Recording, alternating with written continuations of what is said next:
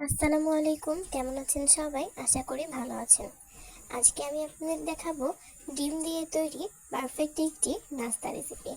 আশা করব আজকের এই নাস্তা রেসিপিটি আপনাদের কাছেও ভালো লাগবে। তো চলুন আজকের এই রেসিপিটি শুরু করে দেওয়া যাক। সেজন্য আমি একটা কড়াইয়ে দিয়ে দিচ্ছি পেঁয়াজ কুচি, মরিচ কুচি আর আলু কুচি। আমি এখানে পেঁয়াজের পরিমাণটা একটু বেশি করে দিলাম, পেঁয়াজের পরিমাণটা বেশি করে দিতে হবে। এখন দিয়ে দিলাম স্বাদ মতো লবণ। এখন আমি ভালোভাবে এগুলোকে নাড়াচাড়া করে কিছুক্ষণ ধরে মিশিয়ে নিব। আর এখানে কিন্তু কোনো প্রকার তেল ব্যবহার করিনি। এখন দিয়ে দিলাম অল্প একটু হলুদের গুঁড়া। এখন আমি কিছুক্ষণ ধরে নাড়াচাড়া করে ভালোভাবে অল্প একটু ভেজে নিব। এইভাবে করে অনবরত নাড়াচাড়া করে কিন্তু অল্প একটু ভেজে নিতে হবে। এখন আমি তুলে নিচ্ছি। পেঁয়াজের পরিমাণটা একটু বেশি দিলে খেতে ভালো লাগবে।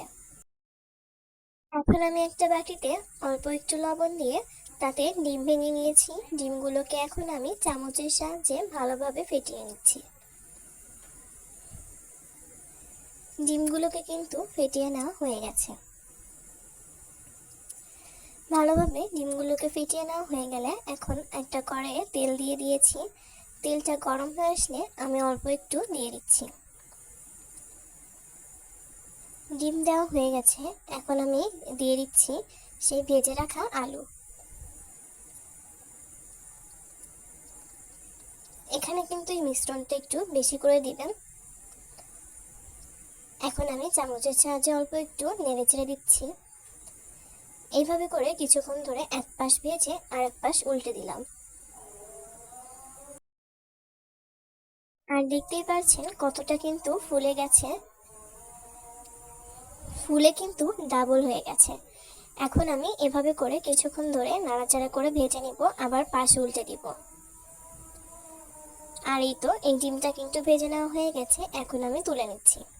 এই রেসিপিটি কিন্তু রুটির সঙ্গে খেতে ভীষণ মজা লাগে। রুটি, পরোটা, গরম ভাত এমনিতেও কিন্তু খেতে এত বেশি মজা লাগে যে বলে বোঝানো সম্ভব না।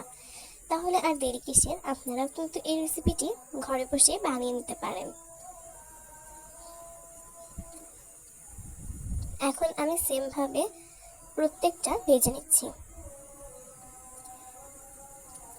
আর হ্যাঁ, যারা আমার চ্যানেলে নতুন, আজকের এই রেসিপিটি যদি আপনাদের কাছে ভালো লাগে আমার চ্যানেলটিকে প্লিজ সাবস্ক্রাইব করে দিবেন। আর যারা ফেসবুক পেজ থেকে দেখছেন তারা চাইলে কিন্তু পেজটিকে ফলো দিয়ে রাখতে পারেন। তো এইভাবে করে আমি উল্টে পাল্টে ভালোভাবে ভেজে তুলে নিচ্ছি। আর দেখতেই পাচ্ছেন কালারটা কত সুন্দর এসেছে, মাশাআল্লাহ। একইভাবে আমি কিন্তু সবগুলো ভেজে তুলে নিব। সত্যি বলতে ডিমের এই রেসিপিটি কিন্তু খেতে অনেক বেশি মজা লাগে। ছোট বড় সবাই পছন্দ করবে। এইভাবে করে আপনারাও কিন্তু বানিয়ে নিতে পারেন, খেতে অনেক বেশি ভালো লাগবে। তো আমি এইভাবে করে ডিম দিয়ে আমি আবার এখানে আলুর মিশ্রণটা দিয়ে চামচের সাহায্যে মিশিয়ে এখন আমি ভালোভাবে নাড়াচাড়া করে ভেজে নিচ্ছি। এক পাশ ভেজে নেওয়া হয়ে গেলে আরেক পাশ উল্টে দিয়ে আমি আবার ভেজে নিব। এইভাবে করে পাশ উল্টে আমি ভেজে নিয়ে তুলে নিব।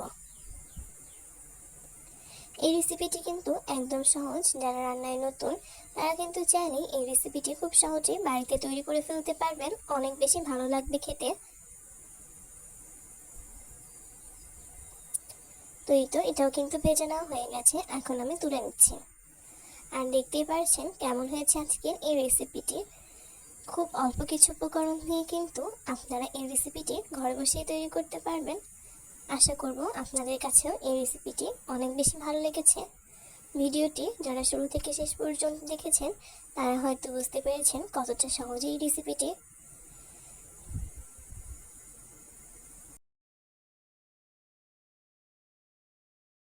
আপনাদের কাছে কেমন লেগেছে অবশ্যই মূল্যবান মতামতের মাধ্যমে কমেন্ট করে জানাবেন। এতে আমি খুব বেশি খুশি হব এবং আগ্রহ হব নতুন কোনো ভিডিও আপনাদের সামনে তুলে ধরতে।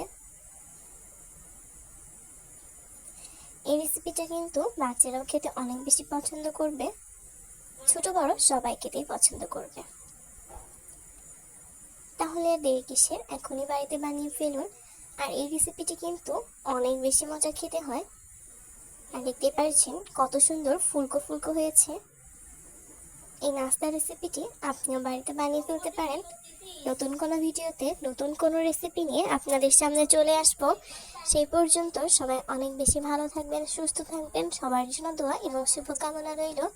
বিদায় জানাচ্ছি। আল্লাহ হাফেজ।